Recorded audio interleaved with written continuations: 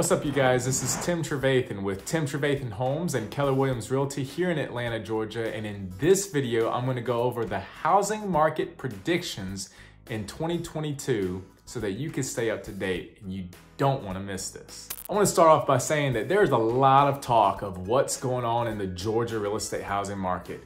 Is it going to be a seller's market continuing on from last year? First off, I want to say that there are a lot of predictions that people have as far as what the real estate market is going to be like in the state of Georgia here in 2022. But here I've got predictions that come from Redfin as well as my own predictions that are mixed into this to give you a better understanding of what you can expect in 2022. I've already had a lot of people that have been calling me saying, Tim, I'm planning to make my move here to Atlanta, Georgia. Can you help me? And this video is going to be very helpful for those that maybe are on the fence about moving to Atlanta or just want to get some clarity as to what they can expect when they do move here. So here we go. Prediction number one, mortgage rates will rise to 4%, bringing price growth down to earth.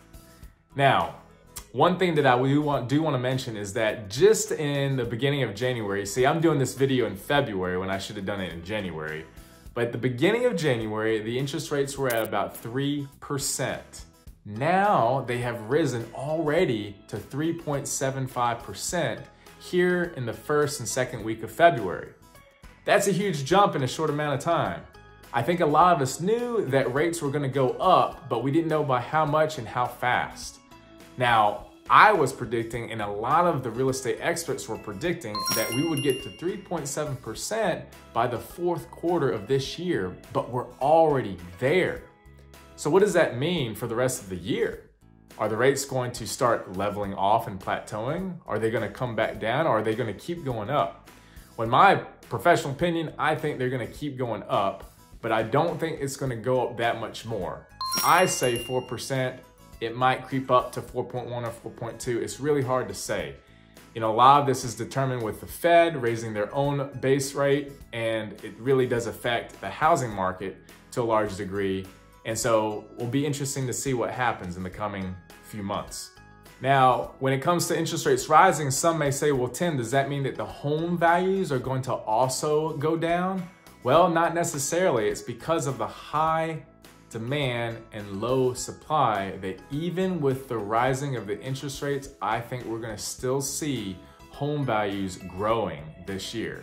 I do think they will go up, but not to that high degree. As you can see in this graph here, it says 3.2% as the average nationally of home values rising this year. And I think this value of 3.2% is indicative of what could be the case with Atlanta.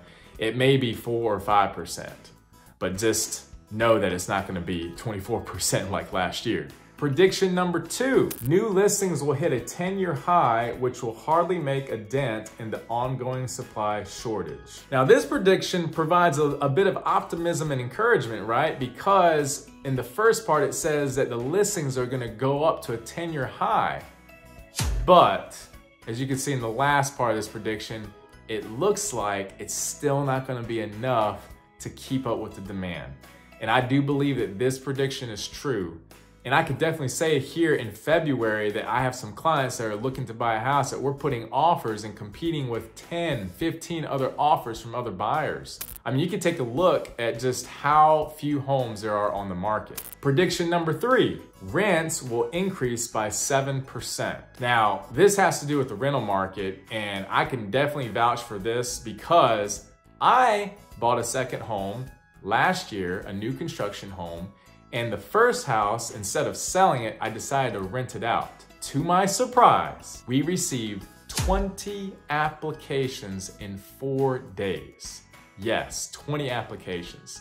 So you can definitely see that those that have wanted to buy, a lot of them are being priced out or they can no longer afford it. And so they're now deciding to rent. And so the demand that was in the home buying market is now trickling down into the home rental market. So I think rents that have already increased are going to continue to increase to 7%. I will say that just in January of 2021, at the beginning of last year, I thought that I was only going to be able to rent out my house, which is a single family, 3-bedroom, 2.5 bathroom house with 1,650 square feet, would rent out for $1,650 a month. But by the time we decided to rent it out, which was at the end of the year in November, we were able to rent it out for $1,950. Prediction number 4.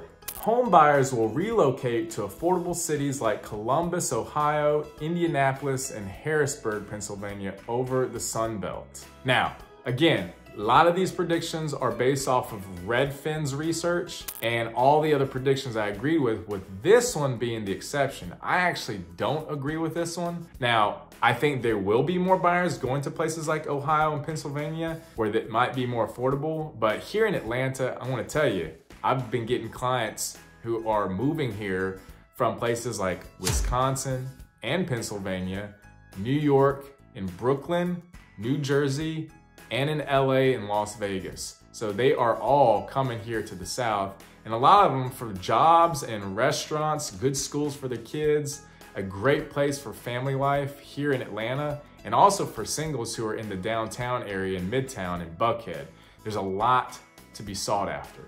Prediction number 5, condo demand will take off. I think condo demand will take off for sure, as it already has shown in the data, because single family home values have gone up so much over the past year that the most affordable starting point for first-time home buyers are condos and townhomes in particular. The median home values of these are a lot lower than single family, albeit you may have to pay an HOA fee, but the total mortgage ends up being still less than a lot of the single family homes that are on the market for sale today. So be on the lookout for condos and townhomes if you are looking to buy as a first-time home buyer especially. And here's one graph from Redfin that they provided that kind of shows in this graph that the single family search results have started to go down just a little bit over the past 6 or 7 months, I would say. So that could mean many things, but one way to analyze this is that there are more people that are looking for condos and townhomes, and so the search results for single family is starting to wane. Prediction number 6. iBuyers will focus on perfecting a niche service instead of market domination. Now, here's what I could definitely say about iBuyers, which, by the way, are companies such as Zillow, Opendoor, and OfferPad, just to name a few, are the ones that are buying homes in cash, flipping them, meaning they renovate the inside and outside, and quickly turning it back onto the market for sale at a higher price. A lot of these homeowners that are selling, not with a traditional agent, are going with these iBuyers, are ones typically that don't have the money to do any of the renovation, so they want a quick cash offer quote given to them by one of these companies. A lot of times lowballing them, but they are okay with it because they just don't have the money to do the renovations. Or there may be those that are wanting a quick move and they don't have time to act and they want to quickly get that cash that they need as an emergency fund for whatever it is, whether it's moving costs to another city or state or for a family issue or emergency. Now, having said that, iBuyers here in Georgia, particularly here in Atlanta, I've seen a lot of homes that are overpriced, that don't have the renovations and updates that they claim to have. The ones that sit on the market the longest that I've seen are clearly the Zillow and Opendoor homes. Have I had clients buy them and be happy with them? Yes, but if you look at the majority of the homes that are on the market, those that are being sold by these iBuyer companies, they are not in the condition to be bought in that most buyers are looking for. So with that said, there was news that came out a few months ago that Zillow has closed down permanently their iBuyer program. They are no longer buying houses and they're trying to get rid of thousands of their houses that are on the market, clearing out the inventory and so they can focus on other things. Perhaps the niche market will be just advertising to agents who want to work with them, or to be able to do something else with their data and sell their data for a sum of money. Who knows? But all I could say is here in Atlanta, be aware of those houses because they aren't in the best condition.